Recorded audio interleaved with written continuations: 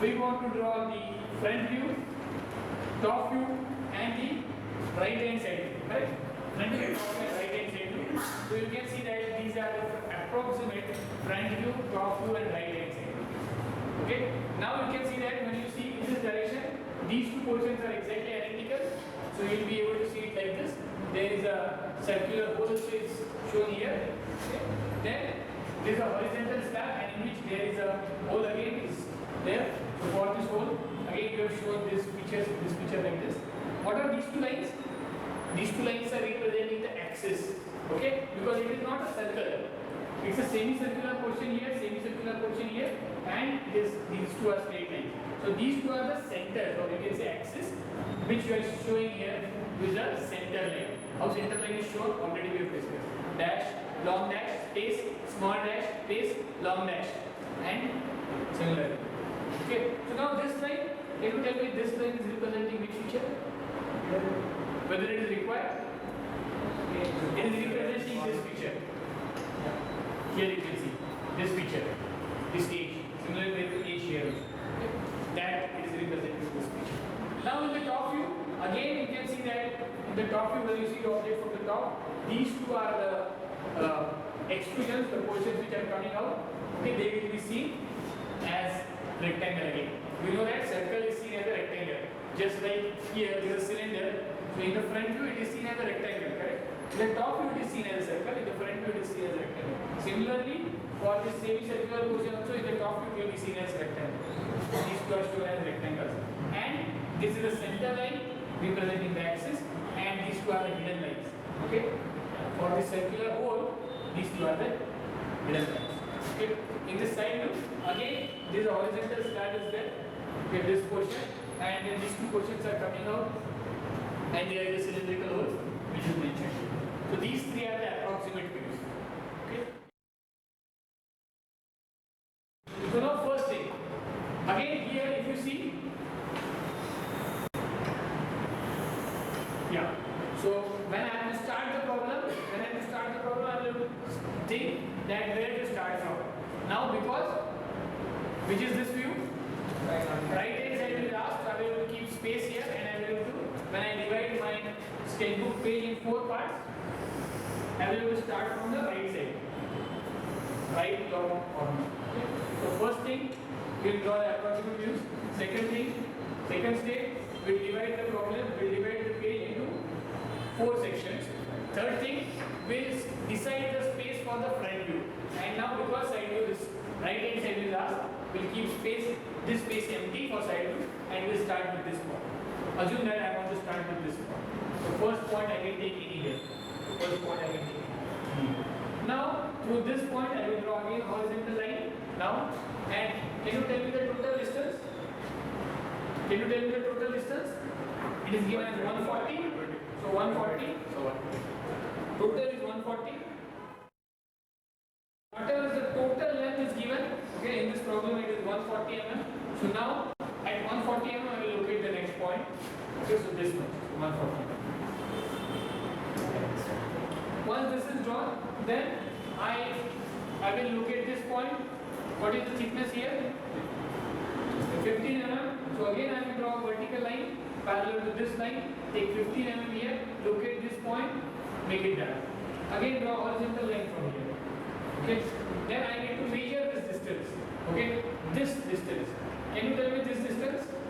Again referring this diagram, the original one which I have. Okay. In this, basically what is my question? Do you know this diagram? Do you know this distance? Okay. It is given as 50. When it is given as 50, so 140 minus this 50 will be this distance. So like this. So you can look.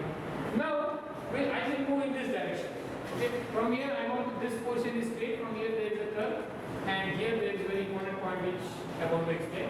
So, what is this total height? 40. Yeah. So, at a distance of 50 mm, now I will locate this point. Okay, and I will draw this plane. Now from here, I want to locate this center point. Okay, I want to locate this center point. For drawing this circle and semicircle, I want to locate this center point. And do you know the radius of this now? It is not given directly, but what is given? You have been given this distance. Okay, and this distance is given as 50 mm. So if this is given as 50, that means diameter is 50, that means radius is 25. Okay, so very important many times, okay, you will have to find out the radius and diameter. They may not be given in the way you expect. So now in short, this is given as 50, so diameter is 50, so radius is 25. So we locate the center here and we draw this curve. Now again, very important, where you will aim this curve, whenever you locate the center, draw this horizontal line, and always remember that these two are the limiting points for this semicircular curve, this horizontal line. Okay, if you don't draw this line and if you extend it here, maybe this line will be inclined. Okay, so whenever you draw semicircle, please ensure that your semicircle will aim, okay, at this horizontal line. And once this point is located, you can join it below. Okay.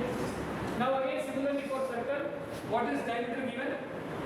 Here diameter is given as 20, so that means radius is 10. Correct? Yes. Diameter is 20, so radius is 10. We'll draw this. Now next thing, there are two features which are remaining. I want to draw this feature and I want to draw this line. This line is very easier. So if you just extend this line, okay, you will get this end point, okay, and you can just draw this. But for drawing this feature, now either you can measure all the distances here and draw this feature. Otherwise, the best way is that this feature you can first draw in the top view and take projections in the front. And this is a very important thing which we are going to learn in this problem. Many times, we always can take the projections, okay, in a particular view from another view where it is easier to draw. Okay, so this feature, okay, it is seen in its true shape here in the top view. So it is better that you draw it in the top view and take projections here. Another thing which you are learning in this problem is that it is not that once we start any view, we have to complete and then only we have to go to the next view. Many times we will have to switch between the views, okay? Because many times there will be few features which are not given in that particular view, okay? We will have to take the reference of another view and again come back, okay, in the previous view. Go and switch between the views. So in this particular problem, the object is having circular and semicircular features, and we have seen that whenever we come across such features, then how to visualize them, how to draw the approximate views for them, and then from those views how to draw the actual view. Here we have drawn the front view where we have seen the concept of center line. We have also seen how to start, okay, locating the proper center point and then same circle and semicircular feature. So we have drawn front view. Now with the same procedure we can also complete the top view and side view for this object. So go ahead, complete this all the three views in your drawing book, and then once you are done, cross check your answer with the ideal answer given ahead.